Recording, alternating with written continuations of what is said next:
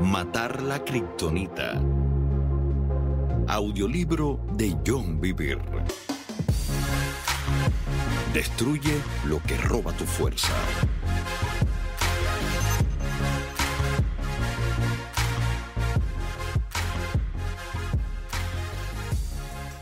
Sección 1. El poder de uno.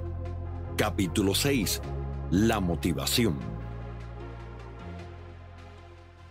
Hace poco comencé a tener dificultad para enviar los textos en mi teléfono. Lo probé todo para intentar resolver el problema, desde cerrar aplicaciones hasta apagar mi teléfono y reiniciarlo. Incluso llegué a forzar salida, lo que se hace cuando nada más parece funcionar. Después procedí a realizar pasos más complicados, pero no conseguía librarme del molesto problema.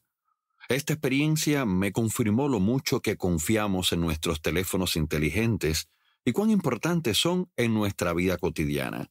Resulta que nuestro hijo más joven estaba en India dando una conferencia y distribuyendo libros a pastores y líderes.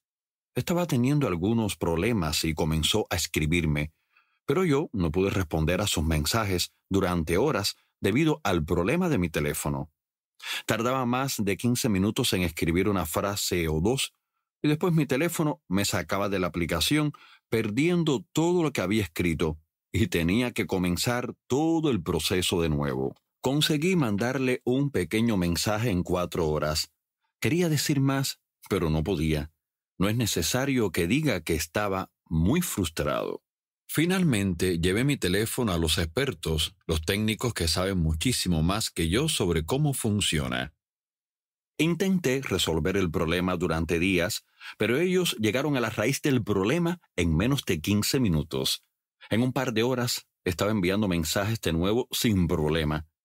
Resultó que yo había hecho sin querer algo que colapsó el sistema operativo del teléfono.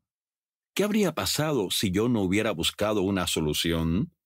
¿Qué habría pasado si no hubiera dedicado un tiempo a consultar con los expertos? Aún estaría usando el teléfono muy por debajo de su nivel normal de funcionamiento y, trágicamente, perdiendo mucho tiempo. Hubiera entorpecido la comunicación con mi familia, equipo y amigos. Llevémoslo un paso más allá. Supongamos que nunca hubiera experimentado la realidad de enviar mensaje de texto. Hace 30 años ni siquiera sabía lo que eran estos mensajes, y mucho menos un teléfono inteligente. Hace 100 años ni siquiera había llamadas de teléfono transcontinentales. No existían. En ese entonces no me habría importado nada trabajar 4 horas solo para enviar un mensaje instantáneo a mi hijo en la India. La más mínima comunicación hubiera sido mejor que no tener comunicación alguna. Sin saber lo que tenía a mi disposición, no hubiera sido tan diligente para buscar la solución y soportar las dificultades que se interpusieron en mi camino. Pero con mi teléfono había experimentado los beneficios, así que fue este conocimiento lo que hizo que mi nivel de frustración fuera tan alto. Sin conocer nuestro potencial, habrá una ausencia del deseo y el impulso de lograr algo. La mayoría de nosotros no conocemos el poder de una unidad militar unida, como lo sabe mi amigo de los SEAL. ¿Te imaginas si él tuviera un fallo técnico en su pelotón que estuviera causando un fracaso? No solo estaría enojado, sino muy posiblemente muerto. Pensando de nuevo en la historia del Antiguo Testamento, ¿te imaginas el nivel de exasperación de Israel con Acán? Habían experimentado un gran éxito en la batalla de Jericó, pero después de ahí tuvieron que ir a 36 funerales de amigos íntimos y consolar a las familias de los soldados muertos.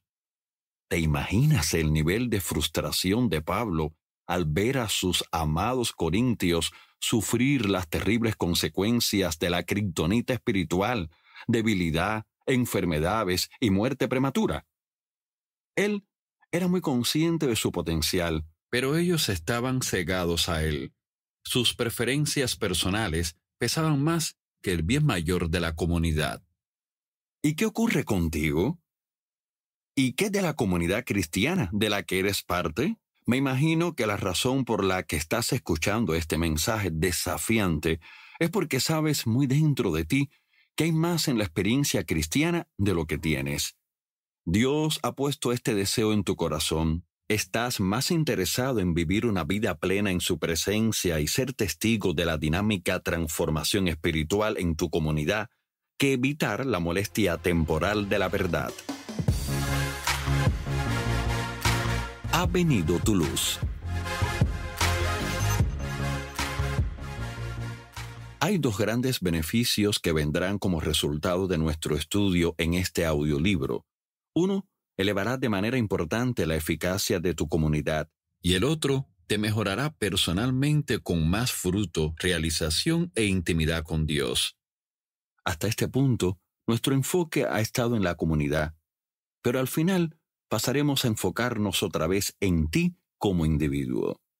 ¿Cuál debería ser nuestra visión para nuestra comunidad?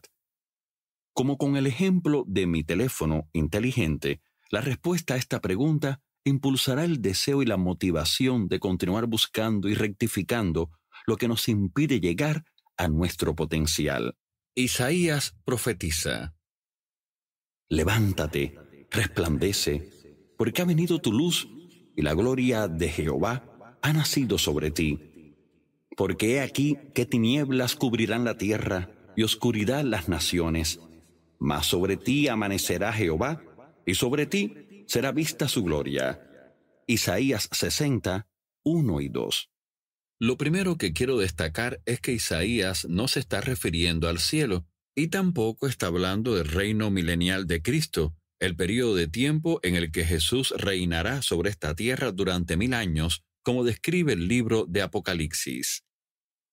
El profeta tampoco se refiere a nuevo cielo y nueva tierra que Pedro y otros escritores anunciaron. No, está describiendo el período de tiempo en el que la oscuridad cubrirá la tierra. Así que esta profecía ciertamente puede, y así lo creo, hablar de nuestros días. Según el profeta, una profunda oscuridad va a caer sobre las personas, no solo en bolsillos geográficos, sino en toda la tierra.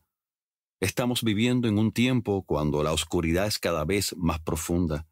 Nos estamos alejando más y más del corazón de nuestro Creador. No estoy hablando solo de ateos, agnósticos y ocultistas, sino de muchos que profesan ser cristianos. Este es el período de tiempo del que Pablo específicamente dice: llegará el tiempo en que la gente no escuchará más la sólida y sana enseñanza. Seguirán sus propios deseos y buscarán maestros que les digan lo que sus oídos se mueren por oír. Segunda de Timoteo 4:3. Después se lamenta: y apartarán de la verdad el oído. Versículo 4. En este periodo de tiempo, Isaías afirma que los cristianos auténticos van a brillar, a sobresalir. Piénsalo de este modo: si entras en una sala oscura y subes el interruptor de la luz, la oscuridad se disipa de inmediato. La oscuridad no puede vencer a la luz. ¿Alguna vez has oído hablar de un flash oscuro? No, solo de un flash de luz, porque por muy oscuro que esté, la luz vence y disipa la oscuridad. Jesús dice que nosotros somos la luz del mundo. Deberíamos brillar, deberíamos ser más fuertes que la oscuridad. Pero, ¿cómo? ¿Y qué es eso?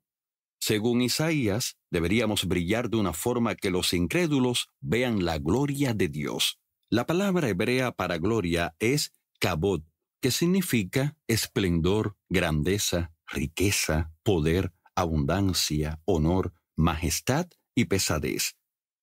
Piensa por un momento en lo que se afirma. Cuando la Biblia habla de la gloria de Dios, se está refiriendo al esplendor de Dios, la grandeza de Dios, la riqueza de Dios, el poder de Dios, la abundancia de Dios, el honor de Dios y la majestad de Dios. La palabra final definitiva, pesadez o peso, indicaría que estos atributos no son escasos, sino más bien que están en todo su vigor. Sencillamente, es el peso de su grandeza. Pablo escribe que Dios ha puesto este conocimiento en nuestro corazón para que podamos conocer la gloria de Dios. Segunda de Corintios 4:6.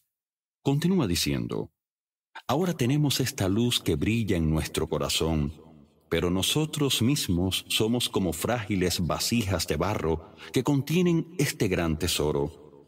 Esto deja bien claro que nuestro gran poder proviene de Dios, no de nosotros mismos. Segunda de Corintios 4:7. Observemos sus palabras.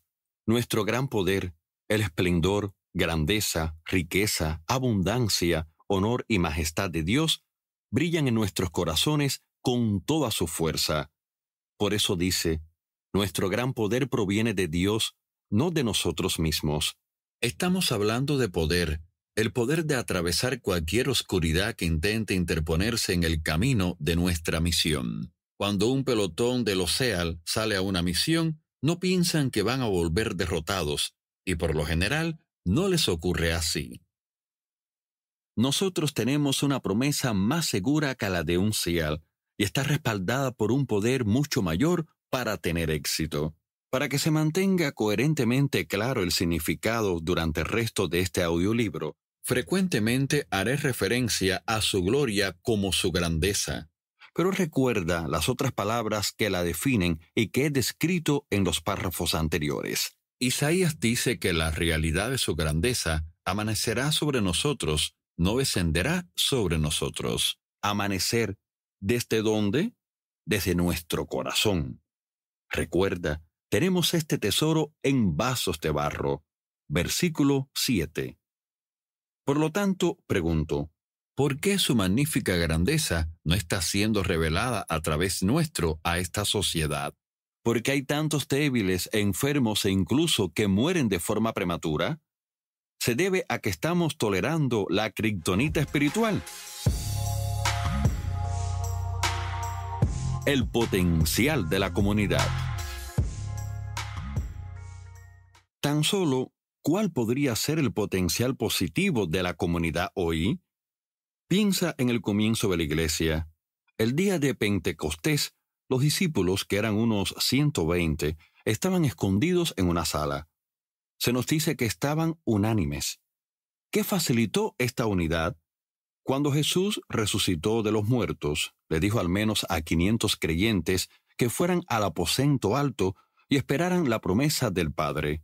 Ver 1 Corintios 15:6 y Lucas 24 del 33 al 53. ¿Por qué había solo 120 10 días después? ¿Por qué no estaban todos esperando? ¿Y qué le sucedió a los otros 380? No se vuelve a hacer mención de ellos, solo que algunos aún estaban vivos en el año 56 después de Cristo, el año en que Pablo escribió la carta a los Corintios. Lo que sabemos de cierto es que no esperaron la promesa del Padre en Jerusalén, lo cual Jesús les había mandado. Ver Hechos 1, del 1 al 15. ¿Podría ser que estos 380 habían considerado su mandato como algo opcional, meramente una buena sugerencia? ¿O posiblemente pensaban que era demasiado difícil cumplir esta petición? Quizá creían que podían servirle como les pareciera. Estoy seguro de que algunos incluso andaban por ahí predicando sobre la resurrección.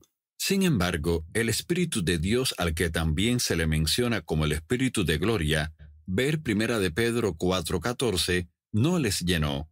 Fueron los 120 que eran uno los que fueron bautizados con el Espíritu de la grandeza de Dios. ¿Qué les hizo ser uno? ¿No fue que se aferraron a sus propias opiniones, algo que podría aplicarse a los 380?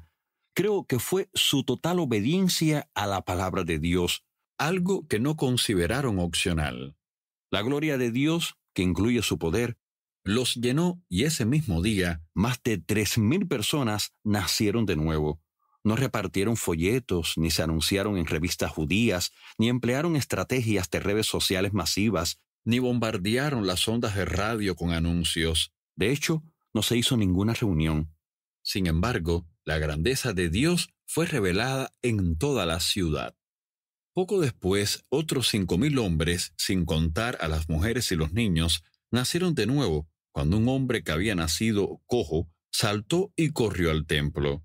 La impactante realidad con esta multitud siendo convertida es que Pedro y Juan ni siquiera tenían tiempo de hacer una invitación para recibir la salvación, ya que fueron arrestados antes de poder hacerlo. Toda la ciudad de Jerusalén estalló en alboroto por lo que estaba ocurriendo. Todos oyeron el sonido de un viento recio. Los habitantes de la ciudad oyeron a los discípulos hablar declaraciones maravillosas de la grandeza de Dios en lenguas desconocidas y dialectos que nunca antes habían estudiado. Todos vieron milagros notables que se hacían en el nombre de Jesús. Pocos días después, todos oraron como comunidad, y el edificio entero donde estaban reunidos tembló.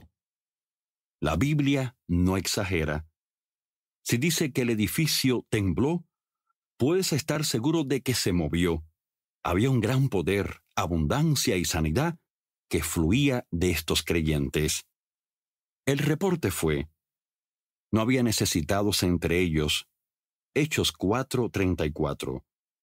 Vemos a Pedro caminando por las calles, no en una calle en concreto, sino por las calles, y todos los enfermos y aquejados que yacían tirados en esas calles solo tenían que estar a la distancia de su sombra, y la Escritura dice: y todos eran sanados. Hechos 5:16. Esa es la grandeza de Dios. Esto sería como un creyente que camina por los pasillos de un hospital y va sanando a todas las personas enfermas. La Escritura también nos dice que un hombre y su esposa actuaron de forma irreverente al mentir al pastor en una de sus reuniones y cayeron muertos. El reporte de estas muertes se difundió por la ciudad y causó un gran temor, sobre todos los que lo oyeron, pero las personas tenían en gran estima a los discípulos.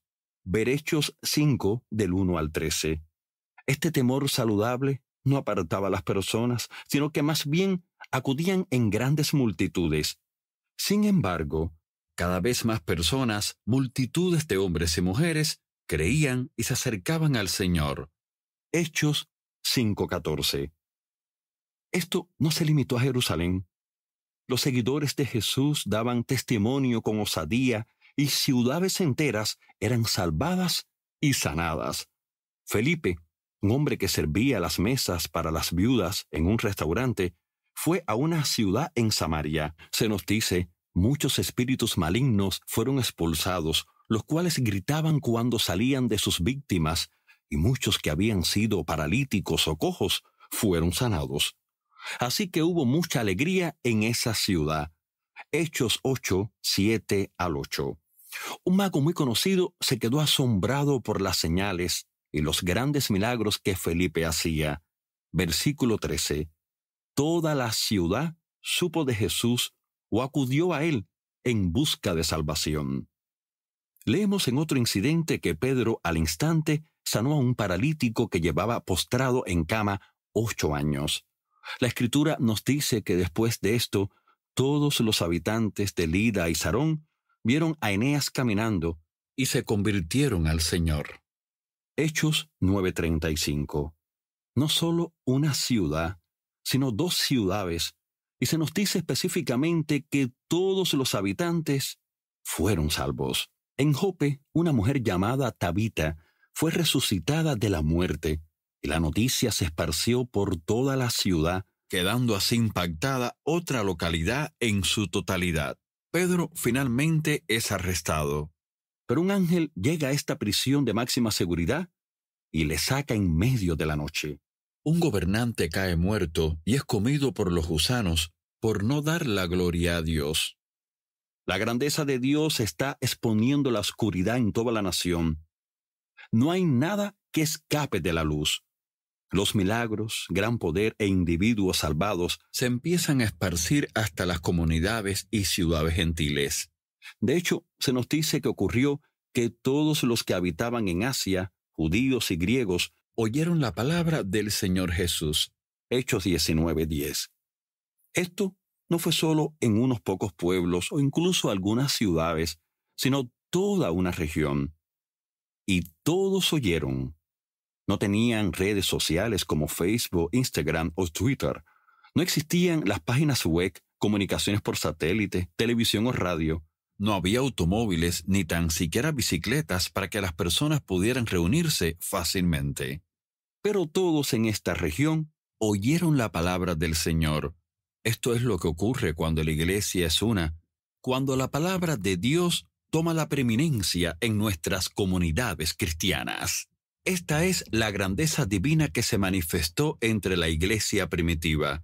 Sin embargo, en el siguiente capítulo escucharemos que el plan de Dios para nuestra generación es incluso mayor. Lo que ellos experimentaron en la iglesia primitiva no es nada comparado con la grandeza y el poder divinos que veremos en el regreso de nuestro Señor y Rey, Jesucristo. Ponte en acción.